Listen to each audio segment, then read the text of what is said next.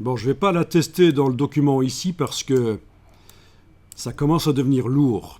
Tous ces plans de travail,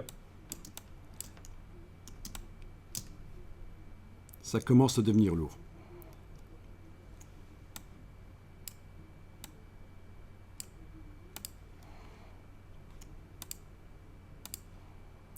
Donc je vais la transférer dans un autre document.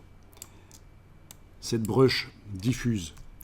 Et pour pouvoir la transférer dans un autre document, le plus facile, c'est d'utiliser un objet transporteur. On l'avait fait pour les styles graphiques. Pour transférer un style graphique d'un document à l'autre, on avait juste utilisé n'importe quoi comme objet en tant que transport. Et c'est ce qu'on va faire ici. Vous allez prendre le pinceau, par exemple, ou le crayon, ce serait peut-être pas plus mal, le crayon, faire un trait, même en dehors du plan de travail, ça n'a pas d'importance.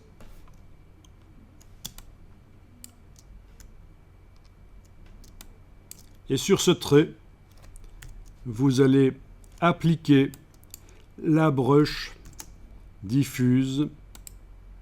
Voilà. Et ça fait quelque chose de bizarre, mais c'est pas grave. On va en parler après.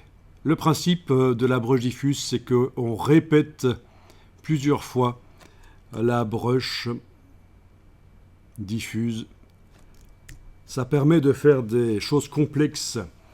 Je vais pouvoir multiplier dans un paysage ma plante. Il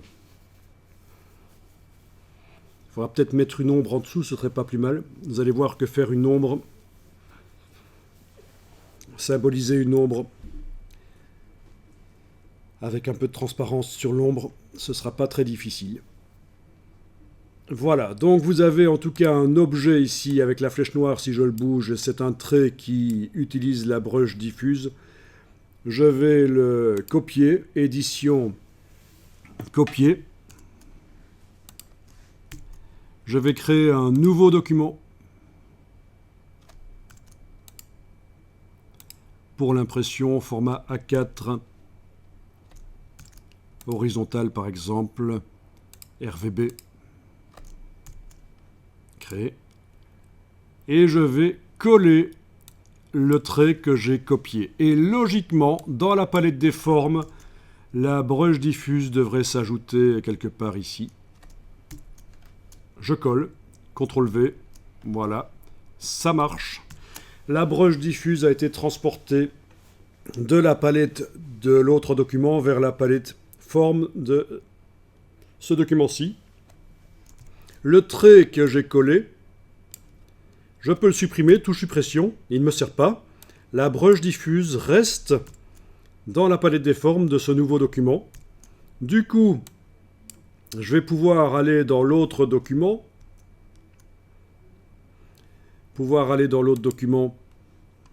Par le bas de la palette fenêtre, on peut passer à l'autre document éventuellement. Sinon, on fait touche F une fois, deux fois, et on est venu en mode fenêtre, et on a des onglets. On peut aller sur l'onglet qui concerne mon premier document avec tous mes tests, vraiment le long truc bien lourd pour Illustrator. Ça demande pas mal de ressources. Et on va fermer cet onglet. Attention, pour fermer l'onglet, bien sûr, ce n'est pas la croix qui concerne la fenêtre. Et sur le Mac, ici, c'est une boule rouge. Non, parce que là, ça fermerait les deux onglets. Pour fermer juste un onglet, c'est la croix qui est juste à côté de l'onglet ici. Il y en a pas mal qui s'y font prendre, les débutants. Les fenêtres à plusieurs onglets. Ils essayent de fermer un onglet et ils ferment tous les onglets. Mais non. Voilà. Ah oui, il y a quelques modifications que j'ai faites depuis le dernier enregistrement. C'est juste le trait ici. Donc, je vais répondre non. Je n'enregistre pas ça. Voilà. Donc, j'ai mon document avec la brush diffuse dans la palette ici. Et je vais enregistrer ça sous le mot brush diffuse -01.